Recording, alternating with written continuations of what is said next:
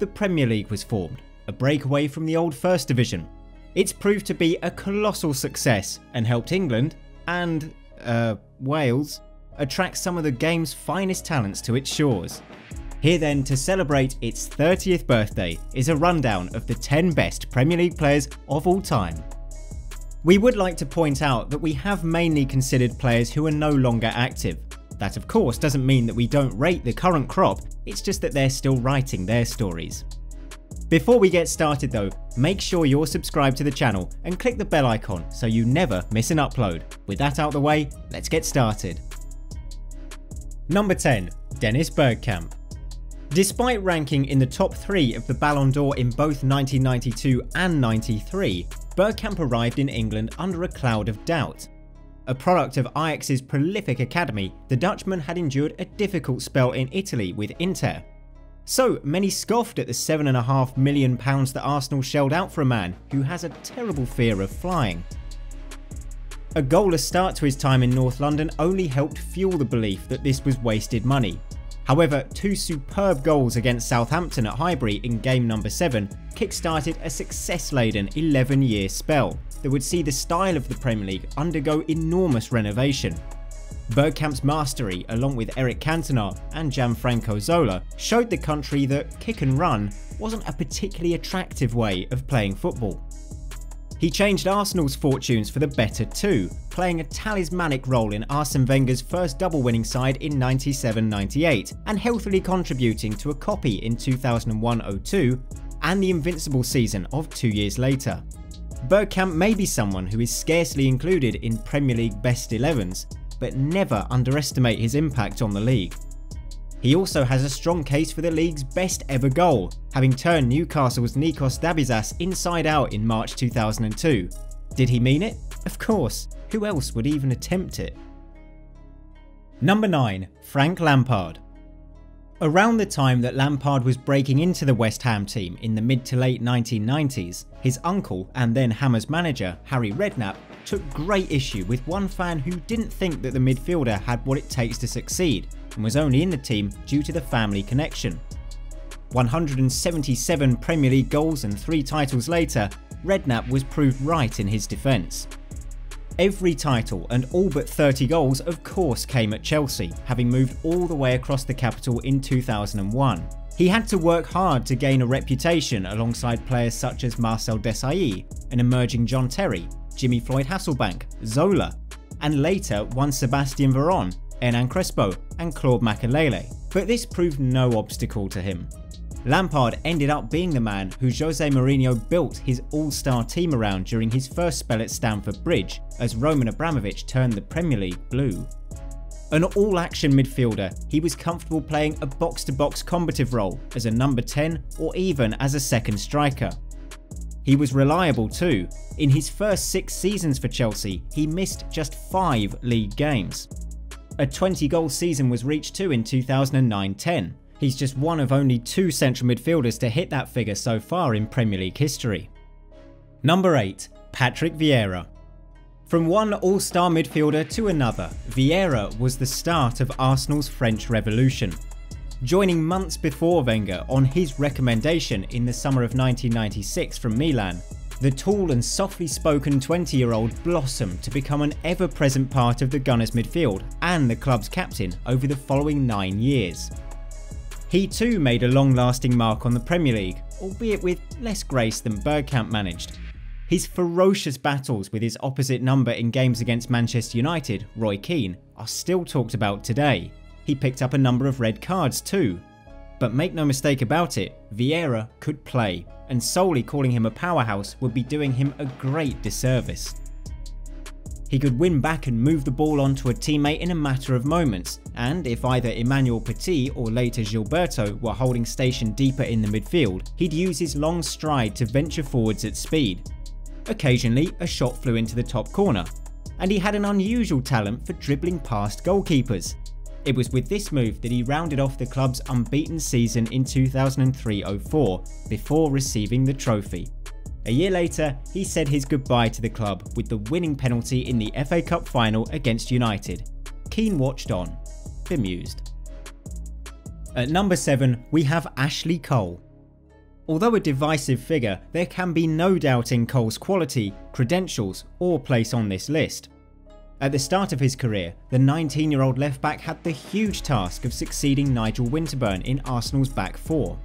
He also had tough competition from the talented Silvinho, but an injury to the Brazilian at the start of 2000-2001 handed the East Londoner an opportunity he grabbed with both hands.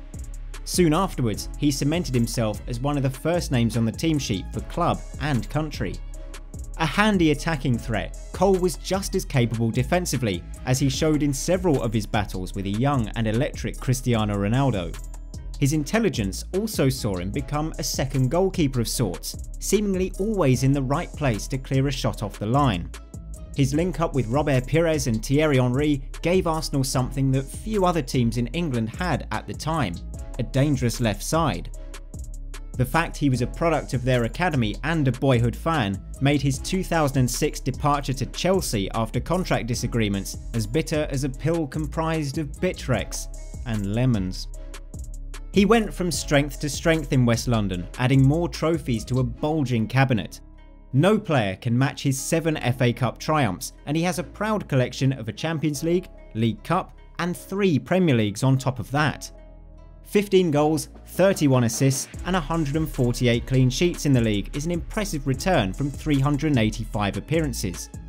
He also, along with Nicola Anelka, won Cup and League doubles with both Arsenal and Chelsea. Don't worry, we're leaving London for number 6, it's Sergio Aguero. When Aguero touched down in England 11 years ago, it wasn't surprising that he was going to be donning a blue shirt. The shade of blue, however, was. Over the previous 3 years, Chelsea had been linked to the Argentine almost every day, but it was a £38 million bid from Manchester City that convinced him to leave Atletico Madrid. Already a superstar in European football, it didn't take him long to prove his worth. 6 goals in his first 4 games helped propel City's title bid in 2011-12, so it was only fitting that he secured it 8 months later. Funnily enough, it's a tally that his eventual successor at the Etihad, Erling Haaland, has matched. So keep the final day of the 22-23 season free. A devastating finisher from inside or outside the penalty box, Aguero is the leading foreign goal scorer in the league's history, with 184 goals in just 275 games. 5 league titles is also a suitable haul for the man. For some City fans, they may think of Eric Brook, Francis Lee, or even Sean Gota as the club's greatest striker. Number 5, it's Eric Cantona. A shaved head and a long sleeve shirt with the collar popped up. The mid-90s signal for, your defence may be in trouble here. The scorer of the first ever Premier League hat-trick, plenty of unforgettable goals, an assault on a Crystal Palace fan, and a cryptic anecdote about seagulls and sardines. Life in Cantona's Premier League career was rarely dull. After joining Leeds in 1992, the Frenchman showed the country what someone could actually do with a football when under his control. He'd already helped the Yorkshire Giants claim the final First Division title 4 months after arriving on loan from Nîmes. His time at Ellen Road would last a little more than 10 months, with Manchester United securing his services for just over £1 million, having fallen out of favour with manager Howard Wilkinson. Half a year later, United claimed the first Premier League title, making it back-to-back wins for Cantona. In fact, he'd taste victory champagne at the end of each of his first 3 campaigns in England. His stats don't sound like anything particularly special. He's not that high up on the Premier League goals list with 70. He has fewer assists than Peter Crouch, registering 56. But all of them came in only 156 games. Much like Bergkamp, he's earned his place on this list more through his contribution to the league's cultural shift. There was a reason why he was able to celebrate a goal like a peacock and have no one laugh at him for doing so. Number 4, Wayne Rooney. There's a big argument for labelling Rooney as England's most naturally gifted footballer ever. The Everton youth product became a household name overnight in 2002, after ending Arsenal's 10-month unbeaten league run with a late long-range stunner at the age of just 16. A fearless runner with the ball with almost flawless technique, Rooney was destined for the top. He spent 16 seasons in the Premier League, reaching double figures for goals in 11 of them, and becoming the world's most expensive teenager when he joined Manchester United from the Toffees in 2004 for around £30 million. It's fair to say that it was money well spent, as the club won 5 of the following 9 league championships, an FA Cup, 3 League Cups, the Europa League, and reached 3 Champions League finals, winning one of them during Rooney's stay. Like Lampard, he too was happy to play almost anywhere, and did. Up front, on the wing, as a second striker, a number 10, or even a deep-lying playmaker and box-to-box midfielder. His individual numbers are also just as impressive as his work ethic. The outright leading goal scorer in United's and the England national team's history, Rooney reached 208 league goals in 491 games, with 103 assists to boot. Perhaps though, his electrifying start meant he burnt out slightly quicker than would have been expected, but they do say it's about how bright you shine. Moving on to the podium now with number 3, Cristiano Ronaldo. It seems incredible to think that Ronaldo makes it so high on this list, as he's the only player in this video who didn't hit his peak while playing in the Premier League, but take that as a measure of the talent he showed in his formative professional years. Having fought off competition from bitter rivals Arsenal to his signature, Ronaldo's arrival in 2003 helped revitalise Manchester United, as their powers from the late 90s looked to be fading. That's not to say his start to life in the number 7 shirt he inherited from David Beckham was easy, far from it. His grip of the English language was tenuous, his stature was quite lean, his end product was questionable, and his haircut was atrocious. But there was always excitement when watching him. The directness on the ball, the perpetuity of his stepovers, and his pace made everyone stand up and watch him. As expected, he was on the end of some strong challenges because of his showboating, so the theatrical dives as a way of protecting himself came along, as did the boos, but he didn't mind. In fact, he thrived off them. As he entered his 20s, the goals started to flow freely. 31 in 34 games in 2007-08 was the zenith, in the middle of 3 successive league titles. He's the only man on this list to have won the Ballon d'Or, and is the last Premier League recipient to date. 12 years on from his record-breaking 2009 move to Real Madrid, he returned to Old Trafford, having almost been City-bound, but it hasn't exactly been the comeback he'd expected. Number 2, Alan Shearer. There is no getting past it. Shearer is the leading Premier League goalscorer of all time, and he only has 1 title to show for those 260 goals, and it came 11 years before he hung up his boots. Twice England's record transfer holder, Shearer represented just 2 clubs in 15 Premier League seasons, Blackburn and hometown club Newcastle. It should also be mentioned that Shearer had made a name for himself in the late 1980s, scoring a hat-trick against Arsenal as a 17-year-old on his senior debut for Southampton. Not a bad preview of things to come. A £3.6 million move to newly promoted Blackburn in 1992 saw 112 goals in 4 seasons and a league title, funded by local businessman Jack Walker's money in 1995. Goals were almost everything for Shearer. He made sure the ball knew it, the goalkeeper knew it, and the net knew it with the ferocity of his shooting. We say almost everything because evidently winning something with Newcastle was everything.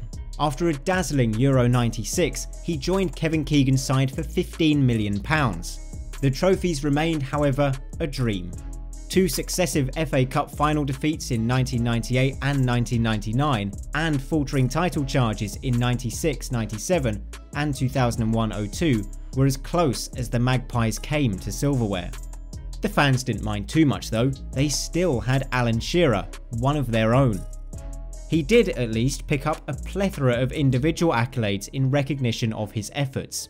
Considering where sports science was at the time, Shearer's recovery from 2 serious knee and ankle injuries in 92 and 97 make his longevity and statistics even more impressive. And at the top of our Premier League list is Thierry Henry. Yes, even with the plentiful choice on offer, there could be only one number 1. Arsenal fans were slightly upset about the loss of Anelka in the summer of 1999. but the £23 million they got from Real Madrid for the Frenchman helped pay for their new London Colney training ground. With the £11 million of spare change, they picked up a 22-year-old struggling winger from Juventus. Sounds a little uninspiring, doesn't it? Similarly to teammate Bergkamp, Henry also endured a barren run in front of goal at the start of his Premier League career, increasing the doubters. Oh, they of little faith. He still ended up with 17 league goals in his first season, but there was a line of thinking that you could put a cone alongside Bergkamp and it would score goals. Arsenal did try that with Francis Jeffers, and it wasn't great.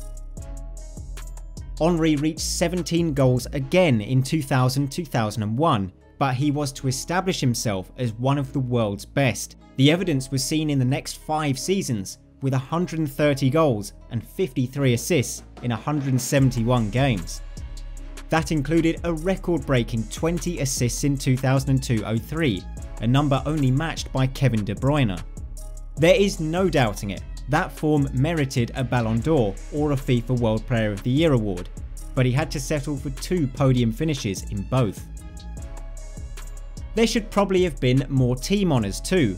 2 Premier Leagues, 1 Golden and 3 FA Cups is far from a poor total in 8 years. But the pain of late losses of a Premier League title to United, an FA Cup final to Liverpool and a Champions League final to Barcelona are all still in the memory. Those may pass with time. Henry's legacy and statue though will remain forever. Just do yourselves a favour and watch his best goals, or better yet, watch our video on him. An awesome blend of power, grace, accuracy, invention and arrogance, Thierry Henry is the undisputed king of Highbury and the Premier League. Remember when they signed him they said he wasn't a striker? That concludes our list of the top 10 players in Premier League history. I'm sure there will be plenty of names that you think should be on this list, so let us know who they are in the comments below. As we explained at the start of this countdown, we were mainly considering players who are no longer active. We'll do it all again in 30 years. Still, we hope you enjoyed it. If you did, a like would be fantastic. Thank you so much for watching. See you next time.